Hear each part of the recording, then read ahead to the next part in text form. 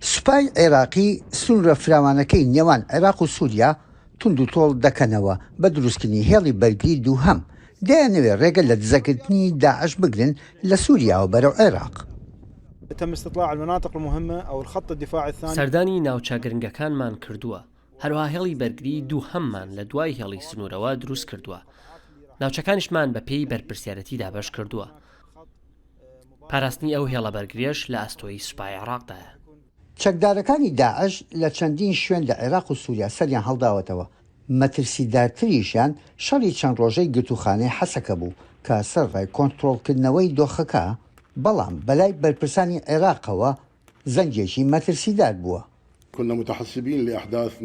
خۆمان بۆ ڕووداوی هاوشێوەی هەوڵدانی ڕاکردن لە زیندان و هەر ڕووداوێکی دیکە ئامادە کردووە.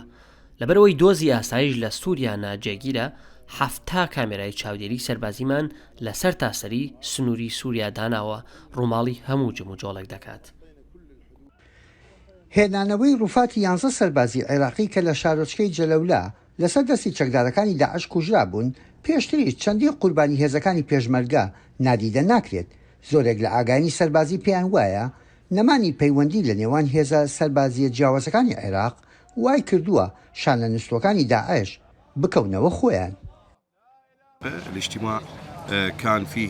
لەم کۆبوونەوە هاوبەشە کاری گەورەمان بە ئەنجام گەیاندووە لە نێوان سوپای عێراق و هێزەکانی پێشمەرگەدا کە پلانی هاوبەش و کاری هاوبەشمان پێکەوە هەبێت لە دژی ڕێکخراوی تیرۆریستی داعش. ئەم هەنگاوەمان کاری کردووەتە سەر ئارامبوونەوەی ناوچەکانمان. لە 2019ەوە هێزە عێراقیەکان چوونەتە ئەو شارانەی داعش بە وێرانەی جێهێشتن. دیمەنەکانی شاری مووسڵ ڕوونە کە هێشتا بەکەمی دەستی ئاوەدانی پێگەیشتووە. هێشتا خەڵک داخوازیەکانیان زۆر سەرەتاییە کە نیانە. داواکارەکانمان زۆر سادەن. داوای هەبوونی سەلامەتی و ئاسایش دەکەین. هەر هاوڵاتێکی عێراقی بگریت ئەوە داواکاریەکەیەتی. هۆکاری سەرەکی ناجێگیربوونی دۆخی عێراق دواکەوتنی دروستکردنی حکوومەتی نوێیە.